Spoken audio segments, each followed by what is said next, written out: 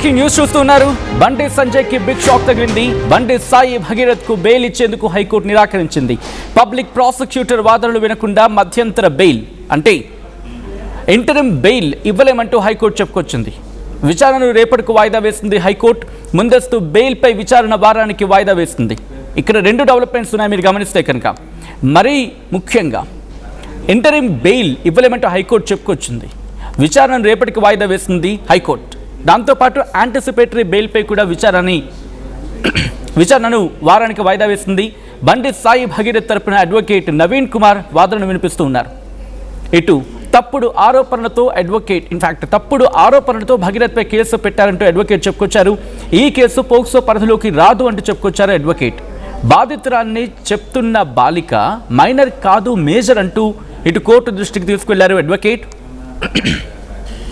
ఆమె తల్లి తప్పుడు ఆధారాలు సృష్టించి వయస్సు తగ్గించి పోక్సో కింద కేసు నమోదు చేయించారంటూ కూడా అడ్వకేట్ హైకోర్టు ముందుకు తీసుకువెళ్లారు. ఇన్ఫాక్ట్ హైకోర్టు ముందు తమ వాదనను వినిపించారు.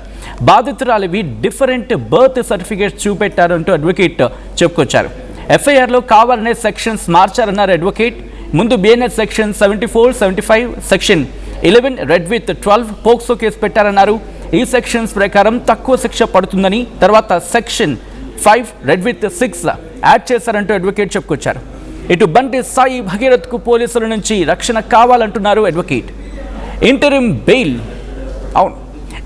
బెయిల్ ఇస్తే బండి సాయి భగీరథ్ పోలీసులకు సహకరించేందుకు సిద్ధంగా ఉన్నాడు అని చెప్పుకొచ్చారు. Interesting development. In fact we have to note this point two. బాలిక మైనర్ కాదు అనడానికి ఆధారాలు సమర్పించాలంటూ హైకోర్టు చెప్పుకొచ్చింది. ఇంట్రెస్టింగ్ డెవలప్మెంట్ చోటు చేసుకుంటున్నాయి. నిన్న బండి సాయి భగీరథ్ కూడా ఇటు పోలీసులకు ఒక నోట్ని పంపించడం జరిగింది. ఏమని దానికి సంబంధించి డీటెయిల్గా మాట్లాడుకునే ప్రయత్నించడం మా ప్రతినిధి ఇన్నారెడ్డి అప్డేట్స్ అందించేందుకు హైకోర్టు నుంచి సిద్ధంగా ఉన్నారు. లాయర్స్ కూడా అవైలబిలిటీలో ఉన్న ఒకసారి ఇన్నారెడ్డి దగ్గరికి ప్రయత్నం చేస్తున్నారు. హైకోర్టు నుంచి అప్డేట్స్ అందించేందుకు ఇన్నారెడ్డి సిద్ధంగా ఉన్నారు. ఇన్నారెడ్డి, ప్రస్తుతం ఏం జరుగుతోంది, డెవలప్మెంట్స్ ఏంటి, అండ్ ఇప్పుడు బండి సాయి భగీరథ్ సంబంధించి నెక్స్ట్ ఏం జరిగే అవకాశం ఉంది లీగల్గా?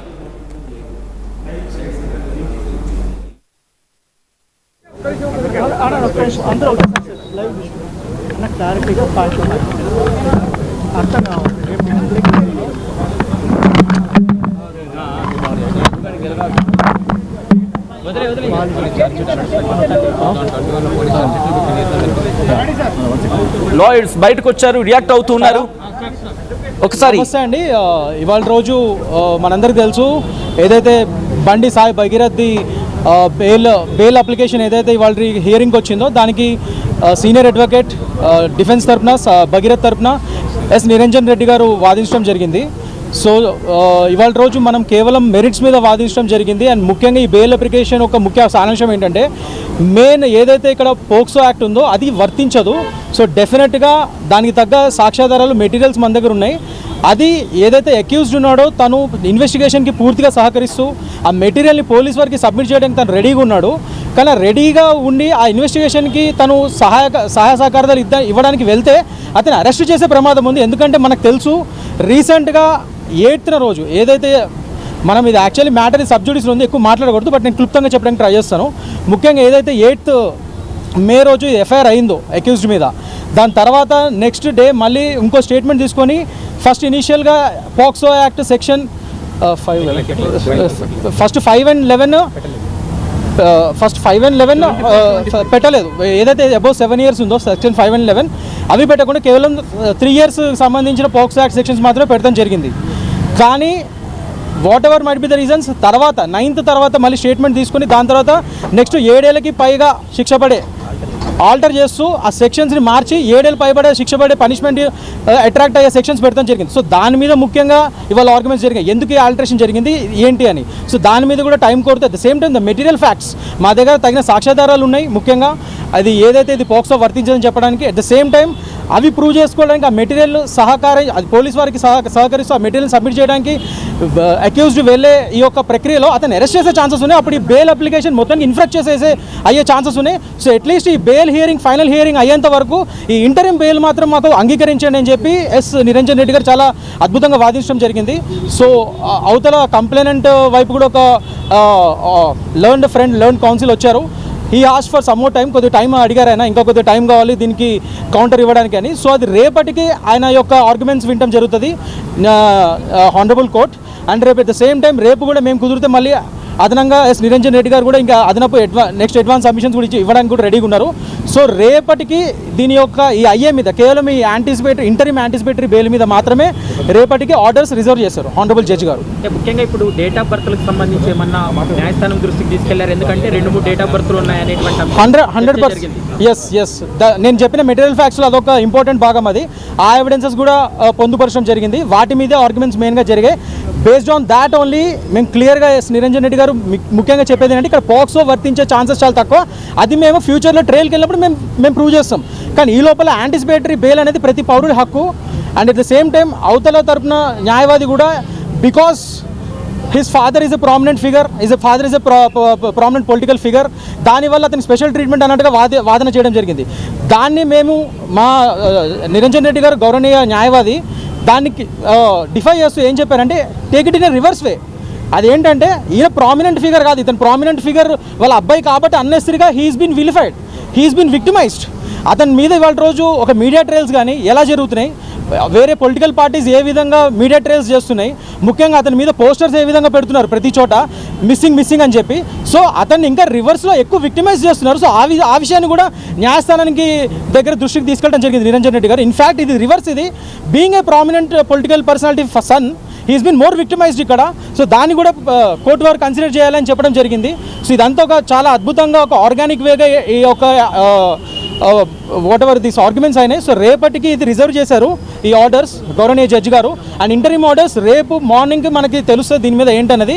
We are very much positive about it. Hopefully ultimately truth prevails, justice prevails అనేది మేము నమ్ముతున్నాం. We have full faith in judiciary. Interim బెయిల్కి సంబంధించి ఈ పోక్సో కేసుల్లో గతంలో ఏమైనా సుప్రీంకోర్టు ఆదేశాలు కానీ సుప్రీంకోర్టు జడ్జిమెంట్లు కానీ వీటికి సంబంధించి ఏమైనా క్లారిటీ ఇచ్చింది? చాలా మంచి క్వశ్చన్ అడిగారండి. 100% అంతకుముందు ప్రీవియస్ ప్రెసిడెంట్స్ కూడా ఏవైతే సుప్రీంకోర్టు సంబంధించినవి ఉన్నాయో 3 జడ్జిమెంట్ సబ్మిట్ చేయడం జరిగింది. ఇంకా అదనపు ప్రతి పాయింట్ టు పాయింట్ ఇప్పుడు నేను చెప్పిన ప్రతి పాయింట్ టు పాయింట్ అక్కడ ఆర్గ్యుమెంట్స్ చేసి ప్రతి దానికి సుప్రీంకోర్టు ప్రెసిడెంట్స్ని గౌరవనీయ నిరంజన్ రెడ్డి గారు చెప్పడం జరిగింది. సో అవన్నీ కూడా కన్సిడర్ చేసి రేపు డెఫినెట్గా హానరబుల్ కోర్ట్ అవన్నీ కన్సిడర్ చేసి రేపు అవతల పక్క న్యాయవాది ఎవరైతే కంప్లైంట్ తరపున న్యాయవాది ఉన్నారో ఆయన రేపటి వరకు టైం అడిగారు ఇంటరిమ్ అప్లికేషన్ వరకు ఆర్గ్యుమెంట్స్ చెప్పడానికి. సో ఆయన తరపు వాదనలు కూడా విని రేపు ఒక డెసిషన్ తీసుకునే ఛాన్సెస్ ఉన్నాయి. అది చూడాలండి, ఎందుకంటే బికాజ్ రేపు మార్నింగ్కి ఇది ఎప్పుడు లిస్ట్ అవుతుందో చూసి దాన్ని బట్టి దీని మీద ఆర్డర్స్ బట్టి ఉంటుంది. ఒకటి గుర్తుపెట్టుకోండి పోలీసులు ఏం డైరెక్షన్స్ ఇవ్వలేదండి. ఒకటి గుర్తుపెట్టుకోండి, జస్ట్ బికాజ్ ఇది 7 years అబోవ్ పోక్సో యాక్ట్ అనేది మాత్రాన కంపల్సరీ అరెస్ట్ చేయాలని కూడా రూల్ లేదు. ఎందుకంటే there are many such supreme court precedents that compulsory ఇవి కాగ్నిజబుల్ ఆఫెన్సెస్ అయితే ఖచ్చితంగా ఇమీడియట్గా అరెస్ట్ చేసి అతను రిమాండ్లో తీసుకొని ఇన్వెస్టిగేషన్ చేయాలని రూల్ లేదు. ఆ ఆర్గ్యుమెంట్స్ కూడా చెప్పడం జరిగింది లోపల. సెక్షన్ ఆర్డర్ అయింది కాబట్టి ఖచ్చితంగా ఈ కేసులో అరెస్ట్ చేసే అధికారం మాకుందనేది పోలీసుల వాదన. ఆ ఆల్టరేషన్ ఎందుకు జరిగింది, దానికి తగ్గట్టుగా మీరు ఎందుకు సడన్గా ఆల్టరేషన్ చేయాల్సి వచ్చింది అన్న వాదనలో మా వైపు వాదనలు నిరంజన్ రెడ్డి గారు ఇవ్వడం జరిగింది. సో దాని మీద ఇవాళ రోజు గౌరవనీయ జడ్జి గారు అన్ని చూసి అన్ని ఫ్యాక్ట్స్ ఆఫ్ ది కేసు అన్ని చూసి రేపటికి దాన్ని రిజర్వ్ చేశారు. 8వ తారీఖు ఎఫ్ఐఆర్ అయినప్పుడు ఉన్న సెక్షన్లకు మళ్ళీ 9వ తారీఖు ఆల్టర్ చేయడానికి కారణాలు ఏంటనేది వాళ్ళ నుంచి ఏమైనా క్లారిటీ వచ్చిందా? అది లేకనే వాళ్ళు ఇంకా టైం కోరుతున్నారు. వాళ్ళు అట్లీస్ట్ మినిమం 1 week అలా అడిగారు. బట్ గౌరవనీయ జడ్జి గారు ఇది ఇంటరిమ్ అప్లికేషన్ కాబట్టి రేపటికల్లా డెసిషన్ తీసుకోవాలి కాబట్టి రేపటికల్లా ఏమన్నా మీరు కౌంటర్ ఫైల్ చేయండి అని అడిగారు. దానికే వాళ్ళ తరపున న్యాయవాది రేపటి వరకు మేము ఫైల్ చేస్తామన్నారు. సో రేపు ఆయన యొక్క వాదనలు బట్టి అవసరమైతే మళ్ళీ నిరంజన్ రెడ్డి గారు he will be giving his other submissions if necessary. ఈ కేసులో కేంద్ర మంత్రి కొడుకు కాబట్టి ఈ కేసు ఇప్పటికే ఇన్ఫ్లుయెన్స్ గురవుతుంది, ఇన్ఫ్లుయెన్స్ చేస్తున్నారనేటువంటి అంశానికి సంబంధించి ఒక అంశం కోర్టు దృష్టికి తీసుకెళ్ళినప్పుడు కోర్టు ఏమైనా కామెంట్ చేసిందా? అక్కడ కోర్టు వారు అలాంటివి ఎప్పుడు చెప్పారండి. ఆ కోర్టు వారు ఎప్పుడు అలాంటి కామెంట్స్ చేయకూడదు, చేయరు కూడా. అక్కడ అవతల వైపు న్యాయవాది గారు అన్నారన్నమాట. దానికే నిరంజన్ రెడ్డి గారు దీన్ని రివర్స్లో తీసుకోండి. ఇక్కడ అసలు మేము క్లియర్గా చెప్పారు నా వాదనల ముందు, నన్ను అసలు స్పెషల్ పర్సన్ కింద కన్సిడర్ చేయకండి, అందరితో పాటే నేను కూడా ఒకరిని. అండ్ ముఖ్యంగా ఈ పోక్సో సుప్రీంకోర్టు ప్రెసిడెంట్స్ ఏవైతే చెప్పారో అవన్నీ కూడా ఇదివరకు సాధారణ అక్యూజ్డ్కి వచ్చిన జడ్జిమెంట్స్ మీదనే ఆధారపడి ఉన్నాం. Special persons based case loss మేము సబ్మిట్ చేయట్లేదు. ముఖ్యంగా ఇక్కడ నేను ప్రామినెంట్ వ్యక్తి యొక్క కొడుకును కాబట్టే ఇంకా నన్ను ఎక్కువ విలిఫై చేస్తున్నారు certain political party, certain media sections. ఇంకా నా పోస్టర్లు ప్రతి చోట పెడుతున్నారు, ఎక్కడ భగీరథ్ అని. ఇంకా రివర్స్ నన్ను ఎక్కువ విక్టిమైజ్ చేస్తున్నారు అనేది ఇక్కడ ప్రధాన ఆర్గ్యుమెంట్ అయింది. అక్కడ అది చూడాలండి రేపటి దాన్ని బట్టి, ఎందుకంటే మార్నింగ్ ఇది హియరింగ్ ఉంది. బెయిల్ అప్లికేషన్ అనేది ప్రతి అక్యూజ్డ్ దేశంలో అతని సర్వసాధారణమైన కాన్స్టిట్యూషనల్ రైట్ అది. సో తప్పకుండా భగీరథ్గా హక్కు ఉంది కాబట్టి అతని వాళ్ళ రోజు ఆ బెయిల్ అప్లికేషన్ వేసుకున్నాడు. సో రేపటి దాని యొక్క నిర్ణయం గౌరవనీయ న్యాయస్థానం తీసుకుంటే దాన్ని బట్టి మనం చూద్దాం. It's all sub judice. ఇంతకంటే మేము ఎక్కువ మాట్లాడలేం. అమ్మాయి తరపు వాళ్ళు బ్లాక్ మెయిల్ చేశారు, కోట్ల రూపాయలు డిమాండ్ చేశారన్న అంశం కూడా వచ్చింది. అవన్నీ కాదండి, ఇప్పుడు సబ్జుడిస్ ఆ మ్యాటర్ అంతా ఇప్పుడు మనం మాట్లాడలేము. ఎందుకంటే this is only for the bail application and for the interim bail application decision is pending tomorrow. So let us not get into the facts now itself, please. అందరూ అంటున్నది డేట్ ఆఫ్ బర్త్ గురించి కదా. ఇప్పుడు court కూడా చెప్పింది date of birth గురించి ఒక clarity రావాలి. 2 డేట్ ఆఫ్ బర్త్ దాని గురించి సార్ క్లారిటీ మేము ఇచ్చేది సబ్మిట్ ఆల్రెడీ చేసామండి. ఫ్యాక్ట్స్ ఆఫ్ ది కేసు ఏవైతే అవసరమో అవన్నీ మేము ఆల్రెడీ ఎవిడెన్సెస్ పెట్టాము అక్కడ. Let us see wait. It's in sub judice. The matter is sub judice. Sir ఒక్క నిమిషం. న్యాయమూర్తి కూడా అడిగారు కదా అమ్మాయి స్టూడెంట్ ఏం చేస్తుందని, ప్రొటెక్షన్ అవన్నీ వాళ్ళ అవతల వాళ్ళు సబ్మిట్ చేస్తారండి. And also the PP has to submit all those date ఏముంది అవన్నీ ఇప్పుడు కాదండి, అది మేము జడ్జికి సబ్మిట్ చేసాము. డెఫినెట్ గా ఇది పోక్సో వర్తించదన్న దాని మీద ప్రధానంగా ఉంది. చూద్దాం. ఇంటరిమ్ అనేది రేపటికి పెండింగ్ ఉంది కాబట్టి దయచేసి please be patient. It's sub జుడిస్. Order వచ్చే లోపల పోలీసులు అరెస్ట్ చేయడానికి లేదు అట్లేం లేదు. సి బెయిల్ అనేది ప్రతి పౌరుని హక్కు, అది వేసుకున్నారు. Let us wait and see. Tomorrow it is pending for orders for tomorrow. Let us next ఎవరున్నారు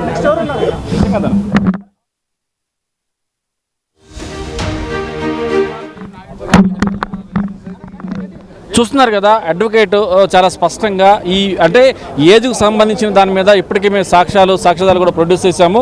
మరి రేపు 15వ తారీఖున ఈ కోర్టుకు అంటే ఈ పోలీసు ఎంక్వైరీకి హాజరవుతామని చెప్పేసి నిన్న పంపించిన నోటికి రిప్లై ఇవ్వడం జరిగింది. మరి రేపు హాజరవుతారని దాని మీద కూడా దీని మీద రేపు ఉదయాన్నే పీపీ గారి ఆర్గ్యుమెంట్స్ ఉంటే దాని ఆర్గ్యుమెంట్ తర్వాత వచ్చిన జడ్జిమెంట్ని బట్టి నిర్ణయం తీసుకుంటామని చెప్పని కూడా చెప్తున్న పరిస్థితి. సో రేపైతే మాత్రం మధ్యంతర బెయిల్కు సంబంధించిన వ్యవహారం సంబంధించి రేపు నిర్ణయం తీసుకుంటాం.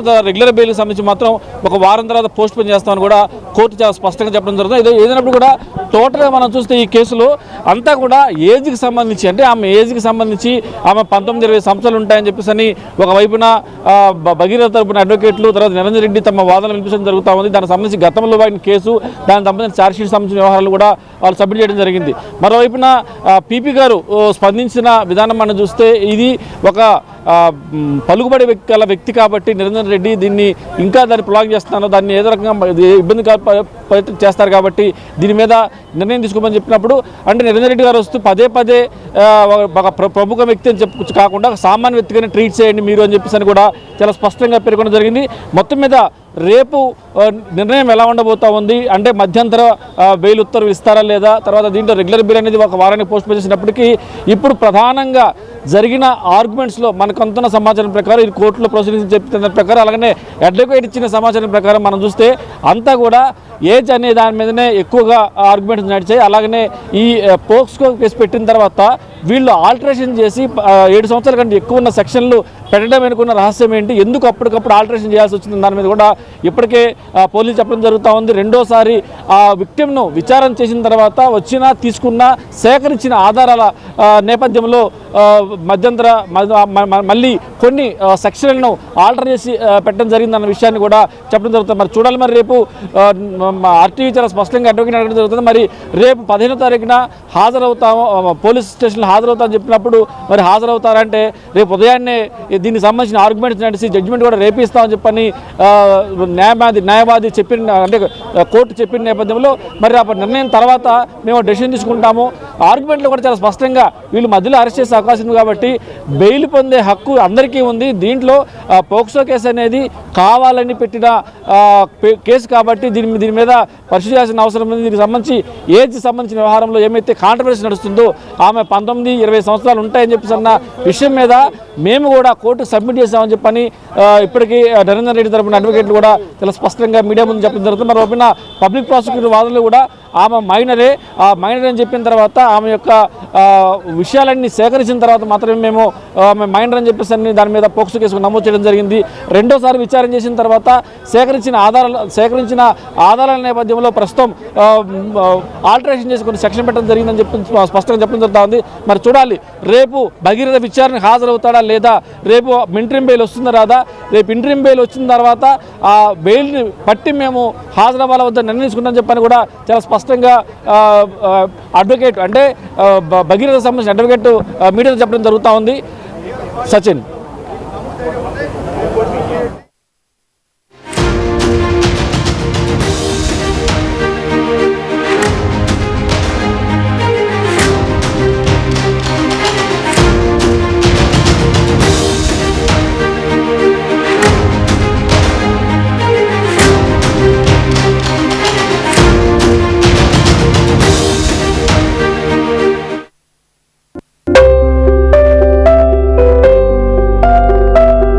చిన్న చిన్న ఆనందాలు 35 ఏళ్లుగా నా జీవితంలో లేవు.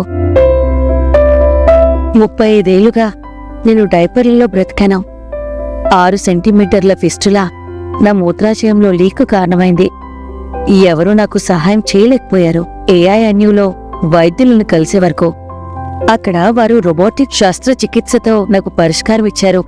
వారు నా ఆత్మవిశ్వాసాన్ని కూడా తిరిగిచ్చారు. Precision Care makes it possible. The Center for Robotic Surgery at AINU